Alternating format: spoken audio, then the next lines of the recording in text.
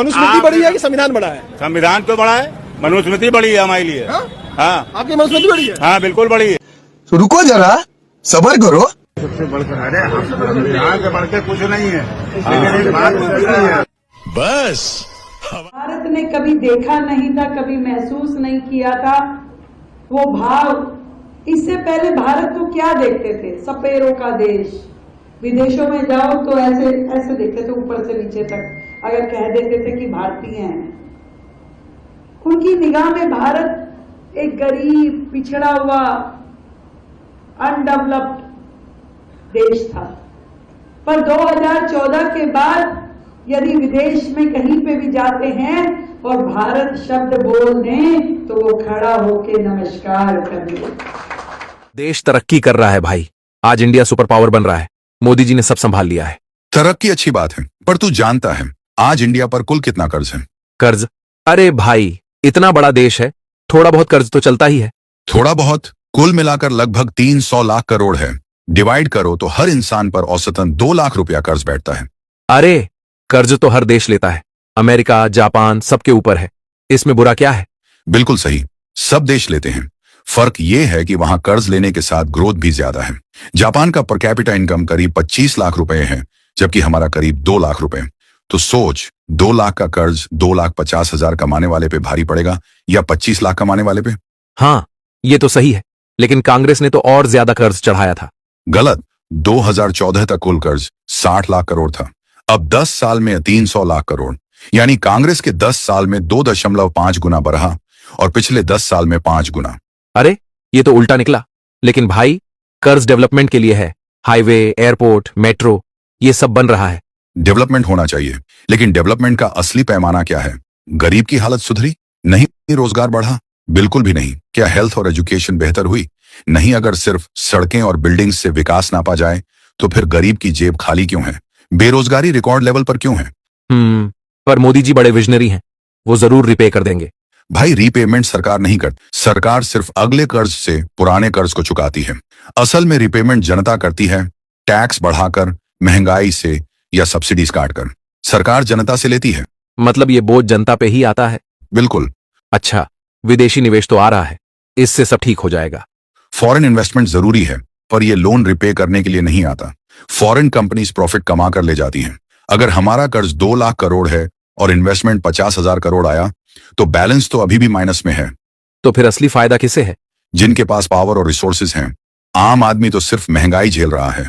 लेकिन भाई, हमारे पास मजबूत नेता है, दुनिया रिस्पेक्ट करती है।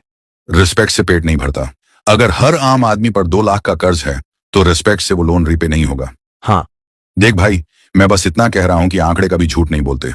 अगर देश का कर्ज इतनी तेजी से बढ़ रहा है तो हमें सवाल करना चाहिए कि पैसे कहां जा रहे हैं और असली फायदा किसे हो रहा है। मैं तो अंधभक्ति में इतना डूब गया कि इन सब पे कभी नजर ही नहीं गया। बिल्कुल, सवाल पूछना गद्दारी नहीं बल्कि देश से वफादारी है। लेकिन यहाँ आपको ये बात पता होनी चाहिए कि अमेरिका भारत पर जितना टैरिफ बढ़ाएगा उतनी ही महंगाई अमेरिका में बढ़ेगी। असल में ये टैरिफ भारत को नहीं बल्कि अमेरिका में भारत का सामान खरीदने वाले लोगों को चुकाना होगा। भारत के कपड़ों पर जो ये टैरिफ में इजाफा हो रहा है, सबसे ज्यादा ये रेडीमेड गारमेंट्स और जो कपड़े हैं उन पर सबसे ज्यादा असर होने वाला है। जिन कपड़ों पर पहले 9% था वो अब सीधा हो जाएगा 59%, 59%। जिन रेडीमेड गारमेंट्स पर पहले लगभग 14% था उस पर सीधा हो जाएगा 64%। दुबई गया कथा करने, मैंने दुबई को देखा। खुद का पानी नहीं उस देश में, लेकिन वो देश इतना हरा भरा है। दूसरे देशों से माटी मंगाई, पेड़ पौधे लगाए, सड़कों के किनारे फूल खिले हुए हैं। इतना सा गड्ढा नहीं है किसी सड़क में। वहाँ सड़कें बनती हैं 50 साल के लिए, और हमारे यहाँ सड़कें बनती हैं, एक बारिश आई सड़क बह गई। अब सोचिए, इतने बड़े देश में क्राइम 0 है, चोरी नहीं होती। सोने की दुकान खोल के चला जाए कोई चुराने वाला नहीं। और हमारे यहाँ तो तुम कथा सुनने आई हो, चप्पल उतार दो तुम्हारी चप्पल गायब हो जाएगी 3 घंटे में। वहाँ नेता नहीं चलते, वहाँ राजा है एक, और वो राजा पूरे देश को घूम घूम के देखता है कि मेरे देश में कहाँ कमी है। और हमारे यहाँ नेता चलाए 2 कौड़ी का तो उसके पीछे 10-20 गाड़ियाँ चलती हैं। वो अपनी लाव लश्कर में खर्चा करता है। उसे क्या मतलब कि तुम्हारे देश में कहाँ पानी बह रहा, कहाँ बाढ़ आ रही है। नाला साफ होता है, चैम्बर खोल के चले जाते हैं, उसमें कोई डूब के मर जाता है। ये रामचंद्र कह गए, सिया से ऐसा कलयुग आएगा, गोपालक श्री यदुवर कुल में ऐसा नेता आएगा अबे जल्दी बोल। कि बकरे कटने में खुशबू लगेगी और गोमाता में बदबू पाएगा। अभी मदद है भाई, अभी मदद है। एक दोहा सुधांशु जी ने बोला, एक मुझे भी याद आ गया। अब गर्दा उड़ेगा भैया। राम के नाम पे जो आपने घोटाले किए हैं, अभी मजा आएगा ना भिड़ो। सीता माता रो रही बीजेपी के काम से, सारा चंदा खा गए मेरे पति के नाम से। ये तो लेने के देने पड़ गए। अगर पान खा के मोदी जी यूं करके थूक देना तो अंधभक्त कहेंगे देश हित में थूका गया है। समझ रहे हैं ना। और एक चीज और बता दें, कि जो दीवार के सहारे यूं करके अंडरवियर पहनने का काम करते हैं, वो भी कहते हैं कि देश सुरक्षित हाथों में। आप 120 रुपए जो पेट्रोल ले रहे हैं, उसका भाव हम 15 रुपए लीटर करेंगे। जितना एवरेज आपको 120 रुपए के पेट्रोल में मिल रहा है, उतना एवरेज आपको 15 रुपए पेट्रोल की कीमत जो है 15 रुपए, उतना लीटर का इथेनॉल का एवरेज मिलेगा और 40% बिजली तैयार होगी। मंदिर में पता है 2 ही लोग आते हैं, एक भिखारी और एक पुजारी। अपने बच्चा को क्या बनाओगे? अपने अरे कहना क्या चाहते हो?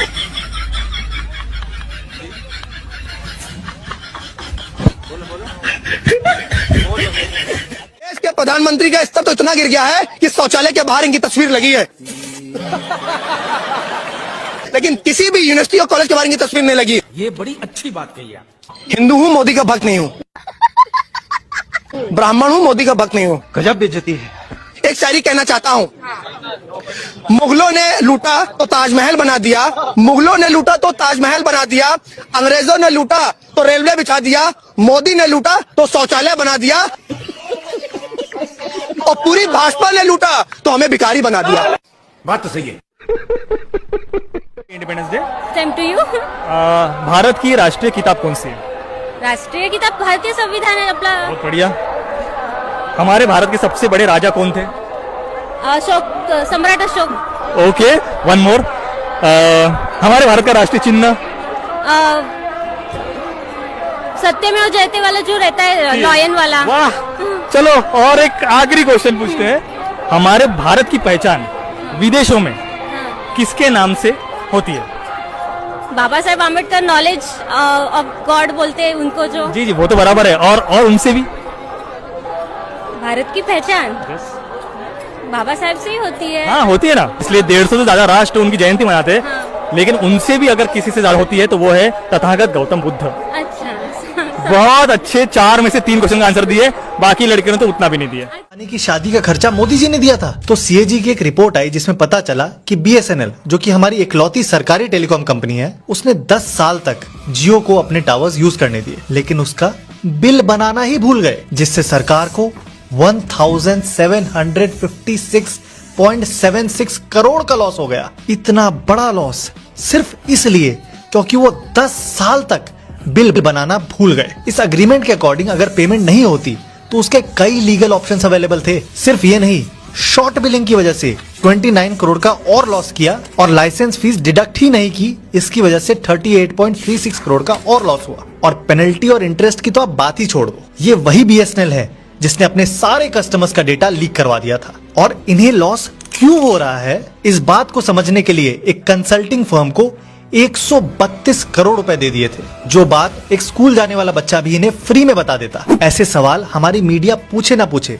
हम नहीं है एक राजा की जो आज के सिनेरियो में बहुत ही फिट बैठती है। वो राजा अपनी प्रजा का पेशेंस लेवल चेक करना चाहता था कि उसके जो प्रजा के लोग हैं उनको कितना उनको प्रताड़ना दो तब उनको गुस्सा आता है। तो उसने उसके लिए एक पुल था जहां से उसकी प्रजा के सभी लोग गुजरते थे, तो उसने उस पुल पे क्या किया, टैक्स वसूलना शुरू कर दिया। उसने बोला कि यहाँ से जाने के लिए आपको 1 रुपए टैक्स देना पड़ेगा। लोगों ने थोड़ा आनाकानी करी लेकिन टैक्स देने लगे। फिर टैक्स को बढ़ाया गया, 2 रुपए, 3 रुपए, 4 रुपए, 5 रुपए, और लोगों ने थोड़ी थोड़ी आनाकानी करी, लेकिन फाइनली वो धीरे धीरे उस सिचुएशन में अडेप्ट होते गए और उन्होंने टैक्स भरना जारी रखा। जब राजा को ये लगा कि लोगों को तो गुस्सा आ ही नहीं रहा है, तो उसने एक नई चीज करी कि भाई अब आपको टैक्स तो देना ही पड़ेगा, साथ ही साथ आपको एक जूता भी मारा जाएगा। उसके लिए उसने एक मंत्री को अपॉइंट किया जूता मारने के लिए। लोग जूता भी खाने लगे। कुछ दिनों बाद सारी भीड़ जो प्रजा थी वो राजा के पास आई। जब राजा ने चीज देखी तो उसे ये लगा कि हाँ अब लगता है इनको गुस्सा आ गया,